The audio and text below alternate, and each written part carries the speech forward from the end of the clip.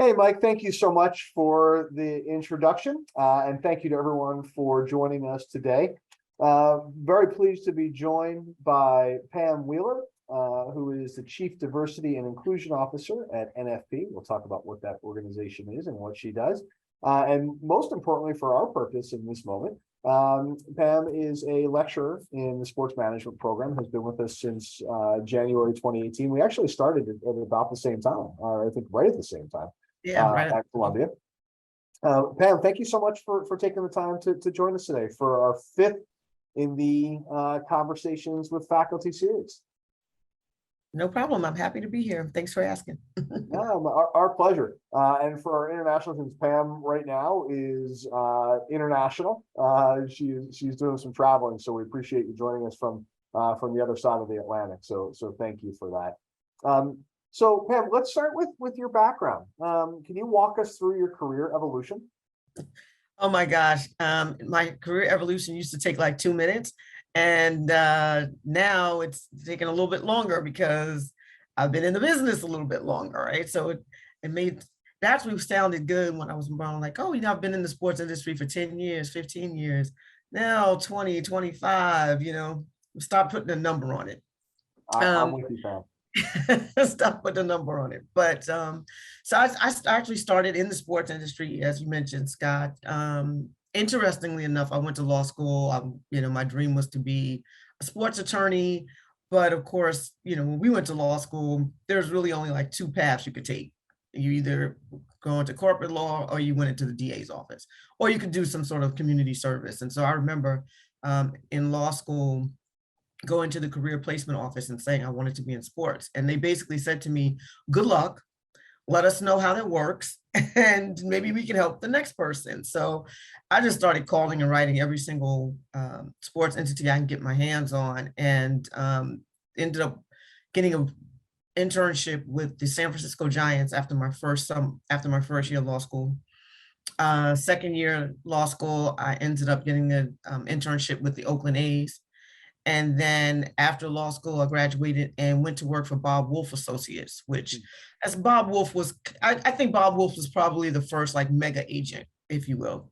So I went to work at Bob Wolf Associates, and around that time was the emergence of your one-stop marketing concept. So it was IMGs, it was your Advantage, it was your ProServes. So Arnold Communications actually purchased Bob Wolf Associates to enter into that market. And I then was moved over into the marketing division. So I was doing not only marketing for athletes, but then I started doing consulting and creating sports and entertainment marketing packages for Fortune 500 companies. That's how I fell into the marketing side of the business. After that, I was the director of business for and assistant to the commissioner for the Continental Basketball Association, which predates the NBDL as the official developmental league of the NBA. And then the WNBA players, in their infinite wisdom, decided to unionize, and they selected the NBA Players Association as their bargaining representative. And that was also a really interesting time because that was during the 1998-99 lockout for the NBA players. So they were a little busy on the NBPA side, and they needed someone to run the new WNBPA. So I was brought in to do that. So I was the first director, negotiated the first 4 collective bargaining agreements. They've subsequently negotiated a new deal last year. But I stayed there for 15 years, really helping to grow the WNBPA and helping to develop opportunities for WNBA players both on and off the court. And so I'm actually much more pleased with the work that we helped to do in terms of developing the players, because as I always told the players during rookie orientation, you're going to spend much more time not playing basketball than actually playing basketball, God willing. So really spend a lot of time with those efforts. And so now I'm at NFP. In between, I began teaching here. Started teaching in 2018, as you said, and then I started consulting with the NFL and NFL operations, doing DEIB work, and then now I'm at NFP. So your background's fascinating, and thank you so much for sharing it. Why did you decide to join the faculty? 4 years ago, almost 5 years ago at this point. Yes, it does seem like, so I think this will be coming up on my sixth classroom Season of experience. teaching. Yep. Yeah, my sixth experience. I left the PA December of 2014 and wasn't really quite sure what I wanted to do after that. And my intention was to take off a year, but then my husband got really sick. He's fine, I'm better now, but so that took about 2 years. And then I was like, well, what am I going to do and how am I going to get back into sort of halfway working and halfway not working? And I actually spoke at Jill Pilgrim's class, who Jill taught in, I forgot what that program is. I don't think it exists anymore. It was an international Columbia legal program. I'm not sure if I don't think that program exists anymore. But in any case, I spoke in Jill's class, and then she started asking me, "Oh, would you consider teaching? Are you interested in teaching?" And I was like, "Oh, I've never really thought about it." But it's in an area that I love, and why not? And so you were actually looking for someone to teach leadership, and I had been in a leadership role in the sports industry for a while, so I think it was a perfect fit for both of us. Yeah, I mean, and what is it about that particular course that you like? You know what it is? It's one of those, I don't think I could teach well. I'm not an analytics person and I don't have that background, of course, but I like the fact that we can take this course anywhere we want it to go. Leadership is very specific to each person. I always start off every class by telling everyone, Adam Silver's already taken. We don't need to, he's already taken.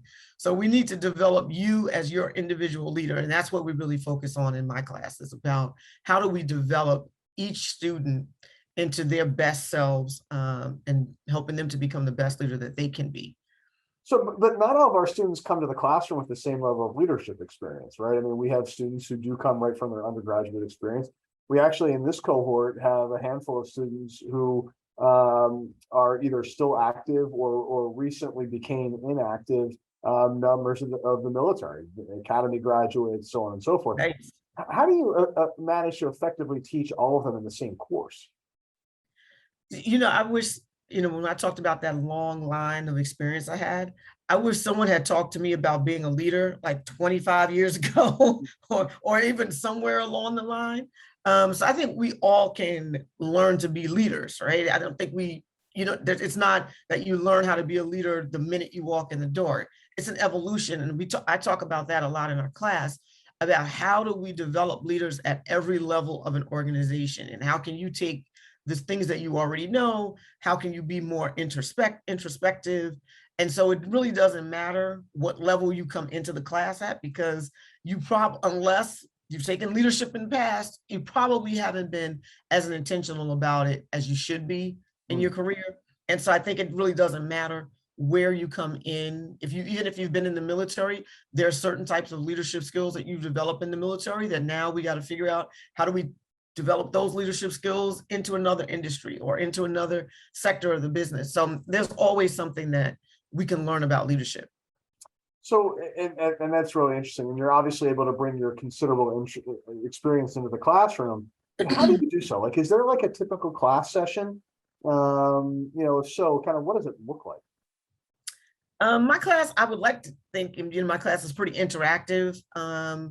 My philosophy is that I presume you've already done the readings and everything. So we don't really want to talk about the stuff that we read. I mean, I presume you've already done that. And so what we're doing in class is then actually talking about how can we apply these theories? How can we apply the things that we've talked about or that you've read about, or that I'm bringing a lot of guest speakers, because I think it's important for the students to hear from other leaders in the industry, not just me all the time talking about my wonderful way of approaching leadership, but to hear from other people. And so a typical class is one where we're just sort of having a conversation back and forth about, what did you think about that? How do we apply it to things that are actually happening in sports? And that's one of the other thing I do expect each of the students to stay abreast of what's going on in the sports industry so that we could talk about it and apply it, and how would you handle that? And so I think that's the way my class is. And I'm also I think I'm a pretty practical person in terms of talking about how do you actually get a job? Like, this programming cheap, right? So it's like, you're here not only to learn, but how do we help you then apply this so that you can get a job? And how can we take the skills that you already have to help enhance your resume or your ability to be attractive to employers? And so we talk a lot about those types of things as well. Yeah, and practical applied knowledge is kind of one of our hallmarks, right? Even though we're at Columbia, a place with this erudite academic reputation, and you're a Dartmouth grad, so Dartmouth has as an undergrad, so it's the same kind of reputation. But but that we don't live in an ivory tower. Our program does not exist in an ivory tower. It's really very much this practical applied knowledge, right? So that being said, it's Columbia. We take our pedagogy, our teaching very, very seriously. And you've fairly quickly, in a fairly short period of time, developed a reputation of being a very strong teacher. And so if you could tell us a little about the process that you went through to go from solely a practitioner to a scholar practitioner and a highly regarded faculty member. Well, I got to thank LJ for a lot of that, helping me off the ground, because I was pretty nervous that first year. I was like, oh my God, if you mess up at work, you can impact the entire business. But I'm like, oh my God, I hope I'm not impacting negatively someone's future here. That you're not messing them up permanently. Yeah, but I want to screw them up, that they can't be successful. But I think that first year, quite honestly, was a little bit of trial and error. Like, how do I kind of take what we have there, this sort of framework that was already in place, and then we've always had at least 3 or 4 different sections, right? And I think each of our sections are different. And so for me, it was about how do we take that basic framework, and LJ helped me do that a lot in terms of, I was like, I don't really feel comfortable doing that. Like, I don't really feel comfortable with the, regurgitating the information. That's really not my style. And so I think it just took about a year or so for me to take the framework for and you've been great about allowing us a little bit of leeway for us to bring our personalities and the things that our strengths to it. So that's what I did. And I just sort of looked at it, and also was like, what would I want to know? How, if I were doing this, I went to law school, undergrad is a little bit different, right? So you're kind of just, you don't know what you know, you're just there, and half of it is you're just glad to be away from your mother and father at that point. So you're like, oh, I'm just happy to be here. But I went to law school, and I kind of realized, and the Scott, you went to law school, there's no creative way to make law exciting, right? It's just, you go in there, it's the worst first year of your entire life. And I really didn't want the students to have that experience. I didn't want them to come to my class and feel like this was work. I really wanted them to come to the class and really make it their own, feel like, how am I developing? Like, this class is really for you. And that's kind of how I think the approach has been. And I think that may be what it is that the students like about my class, is that it really does focus on them, as opposed to just learning information. But how can you really just be intentional about, I'm sure they're all sick of me asking them, well, if you would do that, how does that align with or detract from your 5 key strengths from, from your Clifton report? And so I focus a lot on that. And I think that's probably what the students like. And again, I'm pretty practical too. It's like, that ain't gonna work. Okay. Yeah, and I think that's really important, right? I mean, learning what could work, but also learning what isn't going to work, right? That applied knowledge. And as you mentioned, you teach one of the 4 sections that we have in the course. So yourself and in order of how long the others have been with the program, in case they're watching and wonder why I mentioned one instead of the other. Neil Pilson, who's a longtime president of CBS Sports, teaches the section, is the second longest standing member of our faculty. Len Elmore, who's one of the full-time faculty in the program and has a storied career in law, broadcasting, on the court, and pretty much everything else he has done, right?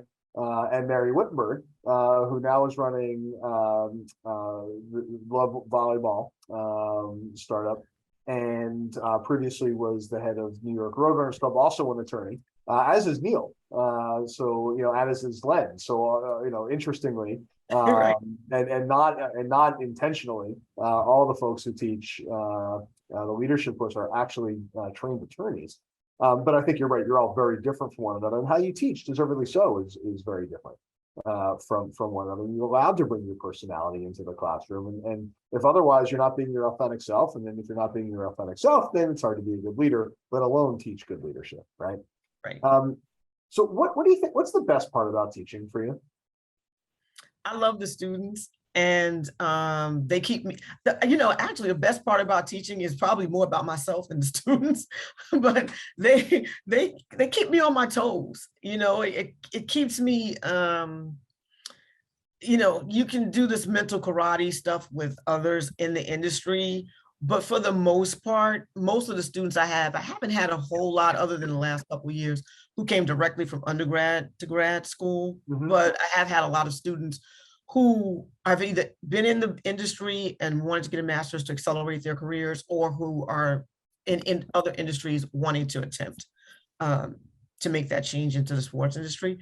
And I think it just keeps me on my toes, trying to help them navigate how their career paths are going to develop. And so that's kind of the best part for me, is I like to go into the classroom and actually play mental karate with each other, and just sort of toss back and forth different ways in which we would handle a situation. It's nice to kind of critique other leaders when they're not watching. Yeah, no question about that. So, and I'll encourage, if our attendees have any questions, to please put them into the chat, and we will ask them. So feel free, just type away, and we can both see it. And if not, then I will ask Pam directly.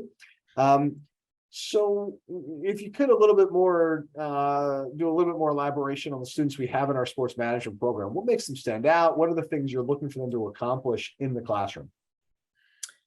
I love the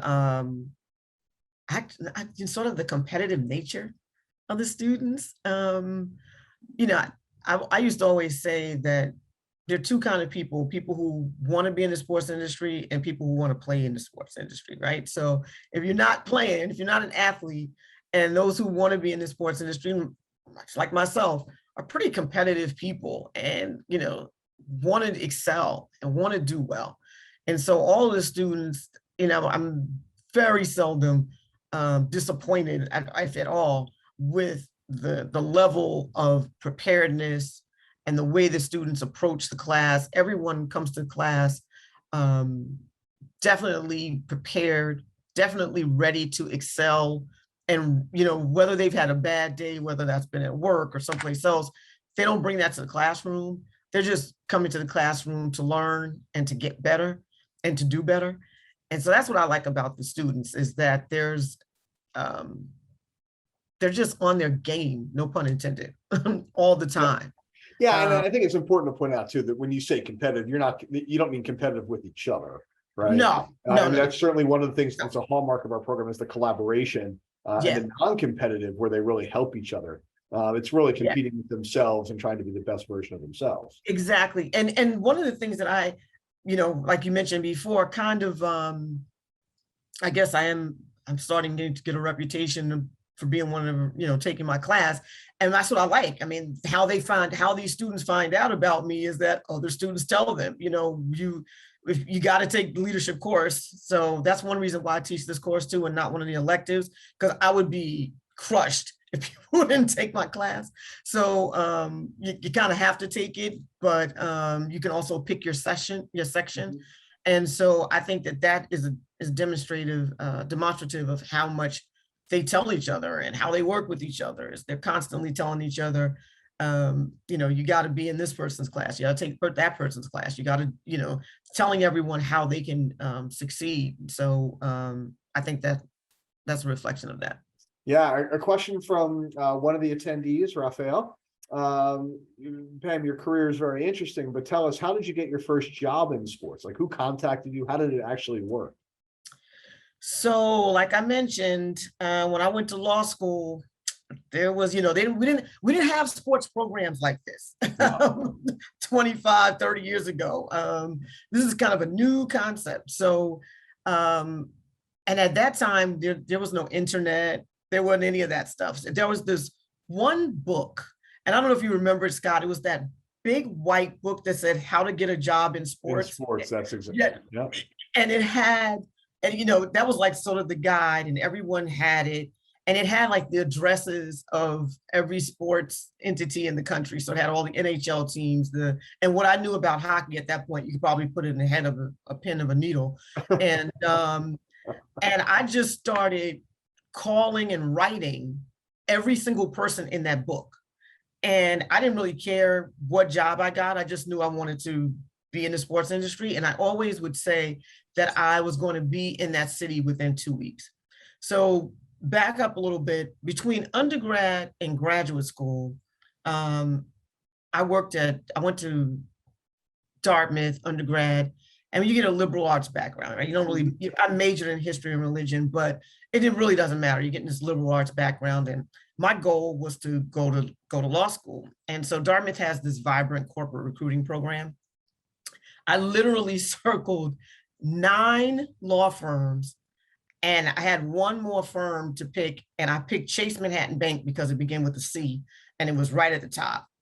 And I majored in history and religion, hadn't taken any math courses. To fulfill my math, science requirements, I took like some Earth, moons, and everybody courses. And, I didn't know anything about math, nothing. And the night before I was supposed to go to this Chase program interview. So, at that time, and I guess they still do this now, the companies would come in the night before and they'd have like those receptions, and you got to attend those things. And so I didn't attend the reception. So the next day I'm trying to get one of my sorority sisters to call and tell them I'm sick and I cancel my interview, but she refused to do it, because if you don't show up for an interview, they had the option of dropping you from the entire corporate recruiting process. Right. So at that point, I'm like, okay, I don't know anything about banking. I know nothing. At that time, I really did not know the difference between a bond and a stock. I knew nothing.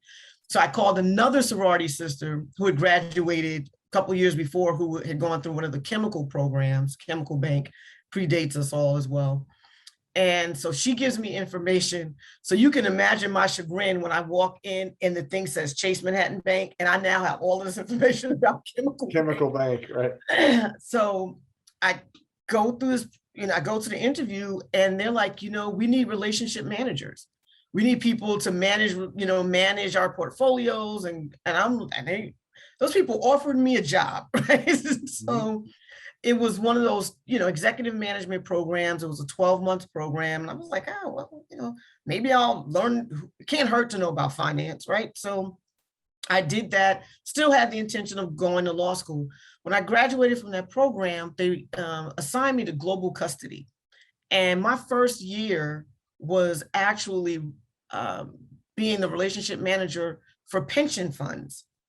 And I was like, okay, I don't know when I'm ever going to use this again. Well, fast forward now to when I'm trying to find a job in sports. The San Francisco Giants had just gotten new ownership. I was writing to them. I told them I was going to be out there in the next 2 weeks. And the one thing that the new human resources director didn't have a background in was setting up the retirement plan for the employees. So I was able to then say, which is another thing I talk to my students about, like, how do we transfer the stuff you've been doing here to this new job that you want to get in sports? And so I got my first job at the San Francisco Giants because I called and wrote to them, told them I was going to be there, and was able to offer something that the new folks couldn't offer. And that was the ability to help them establish a pension plan for the employees.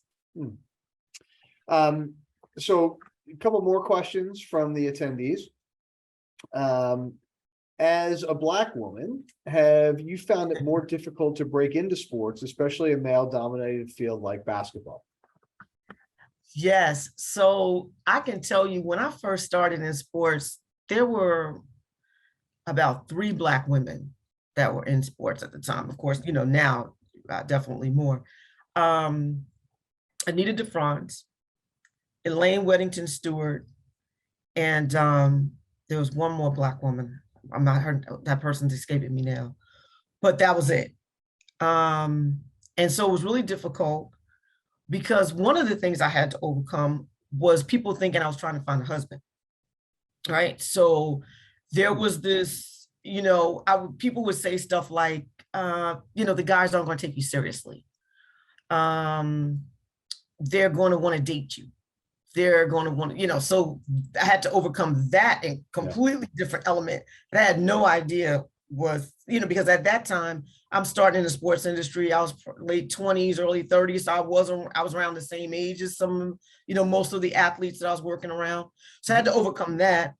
And I remember one of the, when I was at Bob Wolf Associates, I used to work with Mo Vaughn, who was a baseball player from Boston. And I went to, at that time, I guess the Home Shopping Network, I think it still is in existence. He was doing his jerseys. And so we went out to Minnesota. And while we were out there, I guess some of the producers took us to lunch. And while we were sitting there, they were like calling people. And I really wasn't paying attention to what they were doing. And I got up and went to the ladies' room. And when I came back, the men, it was like 2 or 3 producers, and they were apologetic. They were like, Pam, we apologize. And I was like, I didn't really realize what happened. Apparently what they were doing were calling their wives to like come and keep me company, like to take me shopping at the mall or something like that. And he actually was the one who was like, no, she's my agent. She's not here to go shopping. She's here. She's the one who set this deal up. She's the one who did everything. So there was that element. Then of course, there was the element of just not having, for that matter, many Black people in front office positions. Forget about Black women, but many Black people at that point. And so, finding allies was very difficult. Finding people, a mentor was very difficult. So it was definitely a lot of alone work at the beginning. Interesting. I didn't know that story. Actually, we've known each other for a while, and I didn't know that. Next question from Hunter, one of the attendees. What were your professional secrets to getting to where you are now? Are there any secrets? No, I'd love to think that I did kind of plot it out. My father always tells people that I told him when I was 6 that I wanted to be a sports attorney. I'm not sure where I got that from, but I guess that didn't even exist then. I know, right? I have no idea where I got that from. But, I was just intentional about it, which is, I think that may be why I'm very intentional about the approach to my class, which is let's just be intentional. Let's be prepared for that opportunity. If you had asked me 35 years ago, was I going to be the director of the WNBA Players Association, I would have told you I have no idea what you're talking about because the WNBA didn't exist yet. So it really was about being intentional, being about prepared, kind of seizing opportunities. When the WNBA players unionized and they selected the NBPA, it was part of the Sports Business Daily. Remember, we used to get that via fax every day. And so, sure, absolutely. And when I saw that, I was just like, okay, who do I know? At that time, Billy Hunter was the executive director. I was like, who do I know that knows Billy? And I started calling and writing every single person that I knew that knew him. And then again, being in the right place at the right time, one of my jobs at the CBA was helping former NBA players get front office and coaching jobs in the CBA. So one of the players who I was hoping, he was sort of the end of his career. So he was looking to do new things. So he was reaching out to the CBA. And one of the players that I had been working with was actually also a member of the executive committee. So Billy didn't know this, but he would actually call me and say, okay, Pam, we're back from bargaining. Billy's back in the office. And so when I finally got hired, Billy actually said to me, one of the reasons he hired me was because he's like, I had to keep my eye on you because I thought you were some kind of stalker. It's like, how does she know when I'm back in the office, not in the office? And so he was like, I think I got to hire this woman. But it was about just kind of seizing opportunities. When you see something, try to figure out how can you get in there. Interesting. So I want to pivot for a moment as we're starting to come down our time together and take you back into your role at the union. We actually have some breaking news from a few hours ago today. Major League Baseball Players Association, NFLPA, the union, is now a member of the American Federation of Labor and Congress of Industrial Organizations, better known as the AFLCIO, of course, which is, a really powerful big union group that represents 12 million plus union members. And the union becomes, they're now close to the 60th union that is part of it. What does this mean? I mean, the NFLPA has been, I'm not sure if they're a member of what they've been associated with the AFL-CIO for years. And so it's not unheard of. But I think, it's about resources. And when you're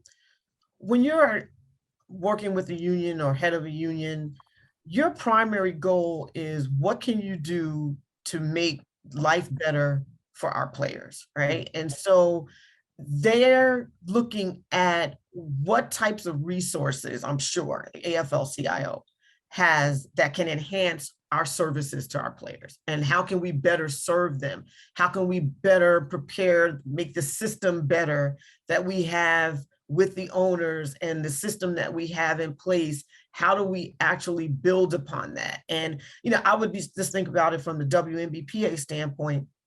We had some relationships that we had to develop internationally with other unions, the EU, different unions around within Europe, even in Russia at the time, mainly because we didn't have the actual legal authority to do anything overseas, right? So while that kind of matters, right? Yeah, so while I can threaten and while I can maybe pretend that I had some authority legally, we didn't have much authority overseas. And so having those relationships are key, when you're dealing with players, especially in the WNBA, which has now been brought to light, of course, by this, travesty that's going on with Brittany Griner. But we have players who were playing overseas more than they were, spending more time overseas than they were playing in WNBA. And so we had to develop relationships that would help us if a player got in trouble over there. What happens if, little things like you lost your passport, something like that, and so our reach wasn't global. And so I'm using that as an example to say that when you see those types of partnerships, it's because the underlying reason is that there's something that this organization can help us do to enhance our services and enhance the benefits in the way that we can actually help our constituents, which are the players, continue not only, again, with life while they're playing, but life after what they're playing. And so the resources that the AFL-CIO can probably bring to bear are countless. I can't even, probably begin to even talk about what specifically they're offering, but I can only imagine that it's just countless. Yeah, I mean, and that's interesting. There seems to be a renewed vigor, if you will, in the unionization effort of athletes, right? Not just MLBPA becoming a member of the AFL-CIO, but actual unionization efforts. So minor league baseball, is the reports in the last day or two are that they have reached the over 50%, if not more, threshold, and are going to, look for voluntary recognition, and if by Major League Baseball, Right. as a union. If not, they'll pursue it in front of the NLRB. If they don't get that, the United States Football League, the Startup League Players Association, has unionized and has started very early stages of collective bargaining with management there, which is Fox, right? Largely the network. We've heard rumblings that college athletes, the kind of, unionization conversations and efforts that have gone on for almost a decade at this point. And now we've got leadership in college athletics saying, hey, maybe this unionization thing, of the student athletes may not be the worst thing in the world. What do you think is driving all of this?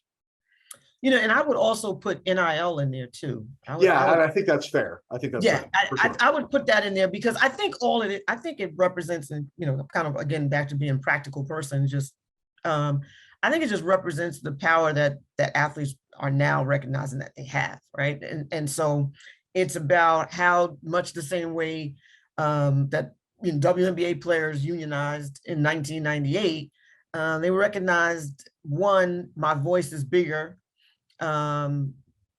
collectively than individually. Like the stars are going to always rise to the top, but it's how do they bring everyone else along? And so I think that's what this represents. I also think it, look at quarterback from the Ravens negotiating his own contract. So Lamar Jackson. Lamar Jackson, he's negotiating his own contract. It's not unheard of in sports, but it definitely is kind of unheard of for a star quarterback, right? To be doing it, so I think it all just represents the players recognizing that the power that they have and that they've kind of relinquished over the years and not really pushed back.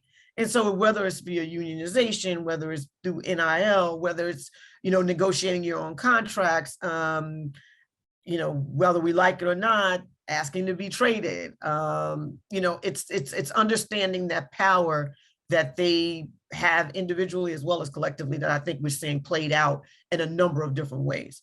So, and can I add something to that and a theory, or at least a question that might lead to a theory? Do you think any of this, certainly specifically on the college athletics front, might be that the tide has shifted so much, right, in favor of the athletes, specifically with respect to NIL and open transfers, the one-time transfer rule in particular, that the leaders, that management might find it easier to deal with a union to solve some of the bigger problems they have than deal, and of course then it becomes exempt from the antitrust laws under the non-statutory labor exemption, than it is to deal with a bunch of powerful individual athletes?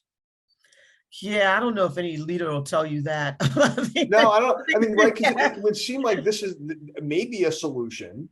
Right. Like the tide has shifted so much that maybe the solution is, hey, it's better for us to work with the union and try to solve it that way than it is to go through, these individual issues that we're dealing with.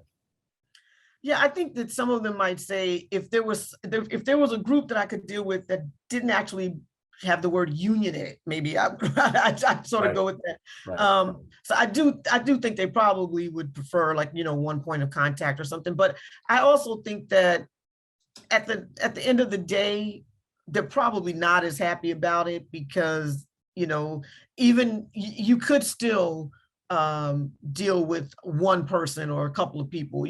But when you got to deal with them as a group and as a union, that still is, I think that's something that management and leaders, some of them do it better than others. Yeah. Some of them, like I mentioned Adam before, Adam he's known as a player's leader, right? So he's been able to navigate that field a little bit differently and a little better than maybe some other leaders have, but some of them just haven't done a good job at it. And I think it definitely works better for the sport in general when they can have a better relationship.